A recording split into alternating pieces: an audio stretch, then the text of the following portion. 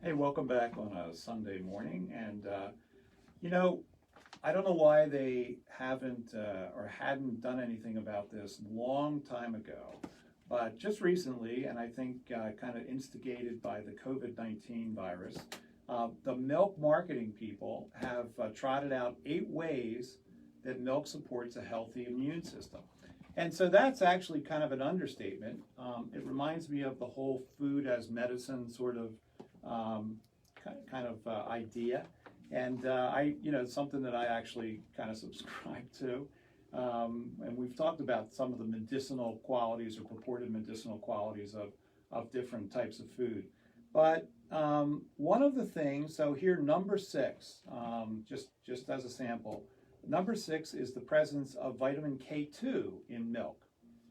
K2? K2, it sounds like a mountain. Well, So that's what my wife said. She goes, "What the heck is K2? yeah, I've heard of vitamin K, but not K2. What is that? I'm just reading from the script. Oh, I'm sorry. So, anyway. Sorry.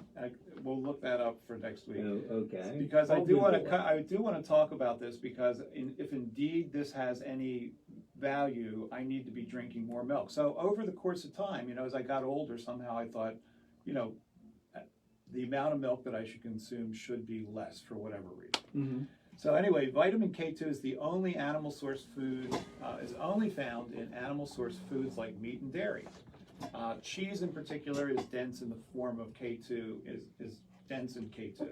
Understandably, because cheese is kind of concentrated milk. Right.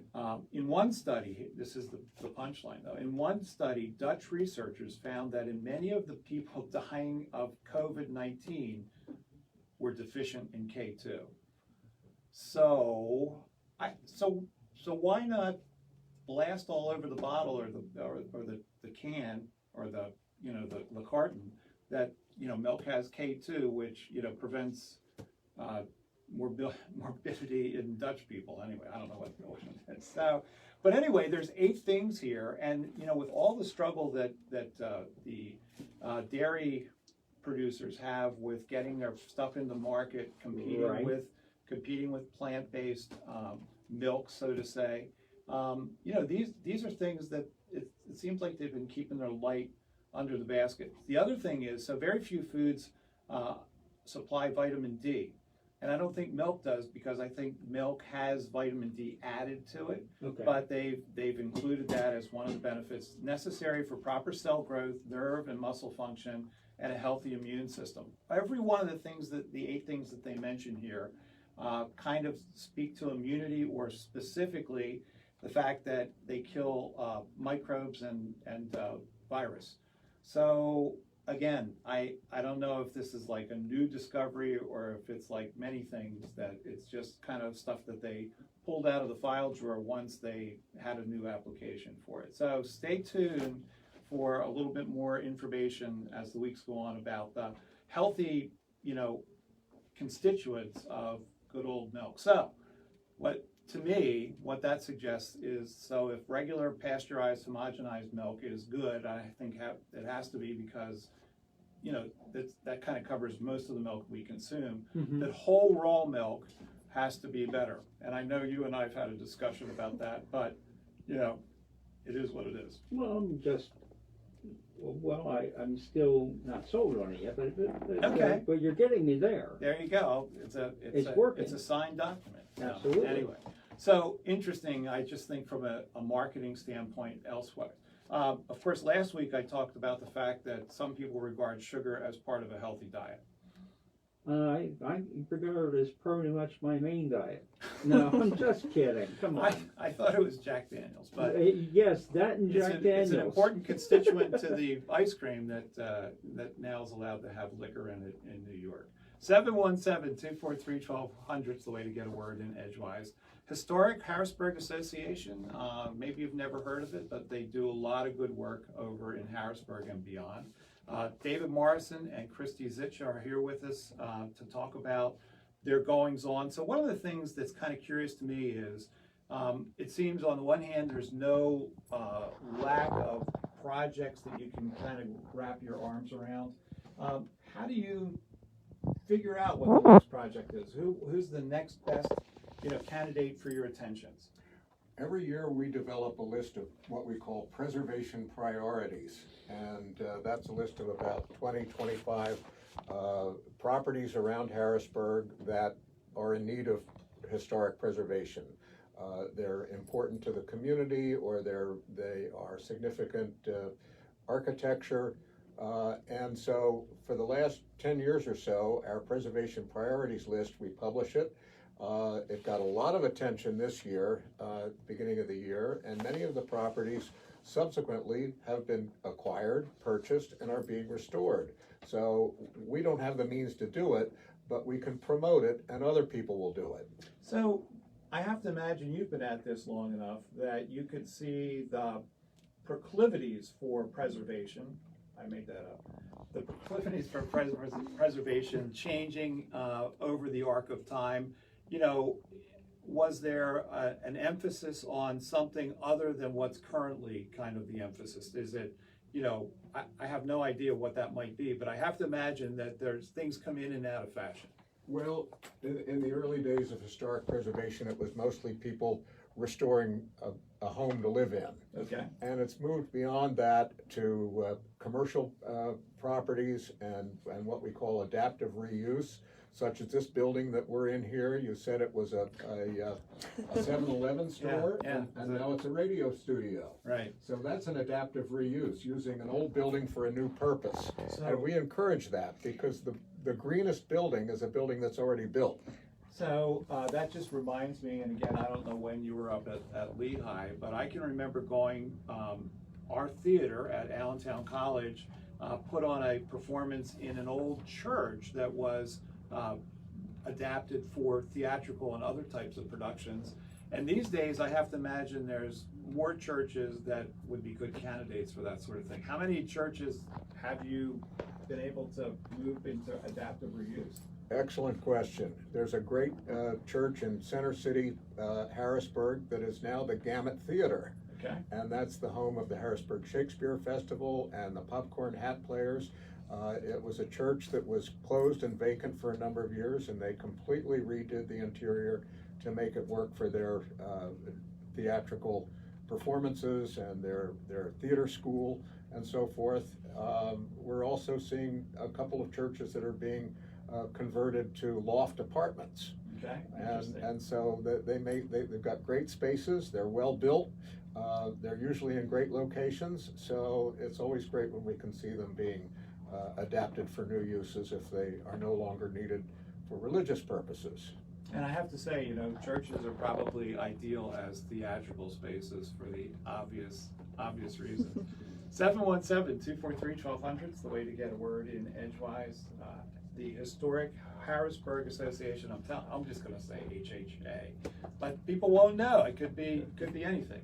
The Historic Harrisburg Association, I just need to slow down, is here. David Morrison and Christy Zitsch are here to answer any questions you have about what's going on in Harrisburg.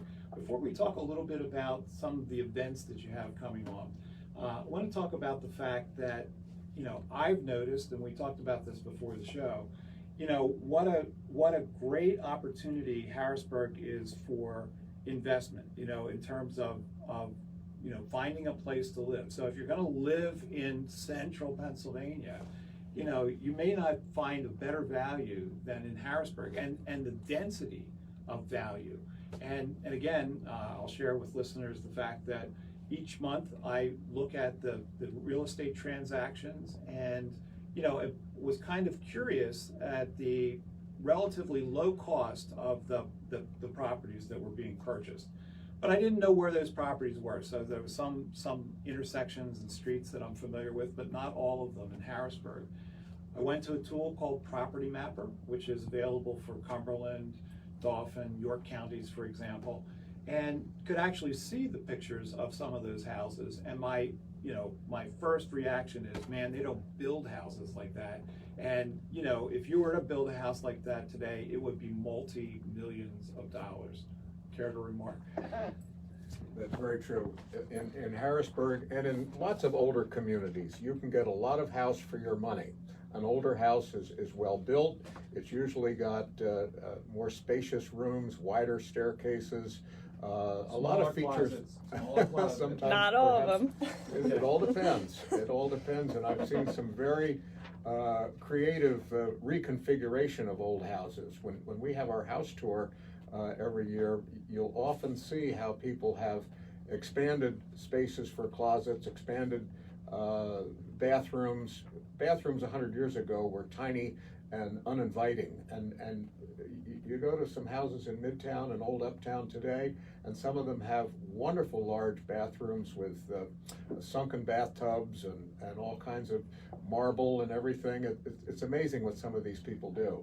So, I don't know how you would get involved with this. I mean, besides the promotional aspect of it, and again, from what I'm looking at, I can't certainly see if there's incentives for people to, invest in Harrisburg as opposed to someplace else.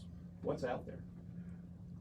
What's out there? There's a lot of good opportunities. Okay. I'm going to let Christy maybe comment because she's I'm an dying expert to. in the real estate world. Go ahead, Christy. Well, Bob, you were saying you looked at some of the listings in the Burg, and you probably also noticed that they give you the percentage of increased value in comparable counties as well. And I don't know if you've noticed the trend, but in the past year, Harrisburg is always around the 6 to 8% increase versus some of the other counties. I know Perry County has seen a loss in a couple of the months. So I think the return on investment in Harrisburg is great. I think it's a good place. Like you said, the homes are historic. They don't make them like they used to. The money put in is the money that will, and a lot of the investors in the city look at it as long-term investment. They see that they're putting the value into the house, and it's a long-term stake that they have. And I think a lot of our investors and businesses see that too. And Harrisburg has been this unique city where we really haven't had a lot of outside investors yet, but we've also kind of agreed that we're at this tipping point. But I think the local investors are what also make the city great because they have their own stakehold in it. And all the people who are involved in the city, they've really had their own personal investment in it because they want to see the city do well. So one of the things that appeals to me is the lifestyle aspects of the city. And by that, I don't mean the nightlife and all that sort of stuff. It's just that it's a walkable city. Yes. And so, I know, or a rideable thing, you can ride your bike from to and fro. So having grown up in Philadelphia, I mean, when we had a transit strike when I was out of college, I could ride my bike from my home to Center City and back for the duration of the transit strike. And so, I really came to appreciate that. And there's also something qualitatively, but maybe hard to measure otherwise, about being able to walk past the Peace Garden and so forth on your way to work. I mean, what a great way to decompress before you get to the job, right? And certainly on the way home. So I don't know what other amenities you can think of that, kind of recommend Harrisburg for the right people. Go ahead, Christy. Bob, so you had mentioned preservation priorities earlier too, and how the dynamics have changed and what different structures have been coming on the list. This past year, we've actually had 3 bridges on the list.